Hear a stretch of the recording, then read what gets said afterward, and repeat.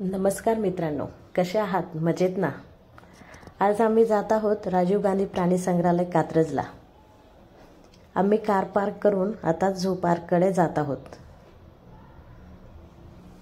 मी या व्हिडिओमध्ये तुम्हाला या प्राणी संग्रहालयाविषयी सगळी माहिती देणार आहे, त्यामुळे व्हिडिओ शेवटपर्यंत नक्की पहा।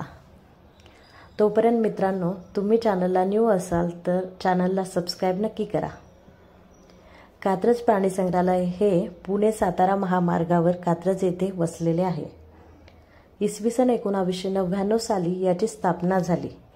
सस्तन प्राणी, पक्षी, सरपटणाऱ्या प्राण्यांच्या खूप सगळ्या प्रजाती येथे आहेत। या प्राणी संग्रहालयाची व्यवस्था पाहण्याचे काम पुणे महानगरपालिकेकडे आहे। हा एकूण 130 एकराचा परिसर 3 भागांमध्ये विभागला गेला आहे: प्राणी अनाथालय, सर्पोद्यान आणि प्राणी संग्रहालय। येथील सस्तन प्राण्यांमध्ये पांढरा वाघ, बंगाली वाघ, बिबट्या, अस्वल, सांबर, काळवीट, माकडे, हत्ती या प्राण्यांचा समावेश आहे।